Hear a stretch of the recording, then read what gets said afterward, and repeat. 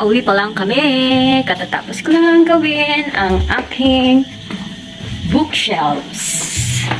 I'm on my way home. Nagpasundo ako sa aking brother. Here, look at it. 4:37 na.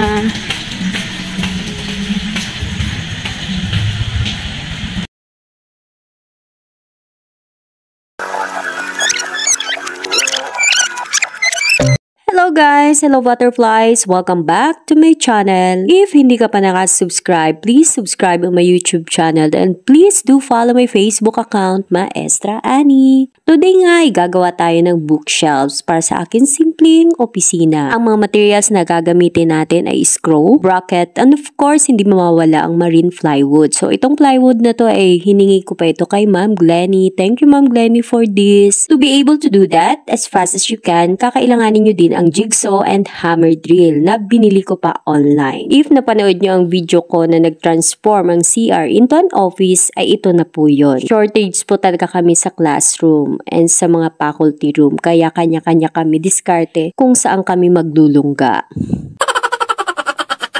Isang araw lang ito guys nagawa and natapos ko nga na gabi na. Mukhang may nagpaparamdam pa sa akin dito sa CR kasi panay-patay ng electrical drill ko habang ginagamit ko siya. Super patay ng patay talaga siya. Nakakatakot. Ayan na nga guys at patapos na po itong ginagawa ko. Napakasimple lang ng bookshelves nito and I hope meron na naman kayong nalaman at natutunan sa akin. Okay? Thank you for the support and always watching my videos. Salamat!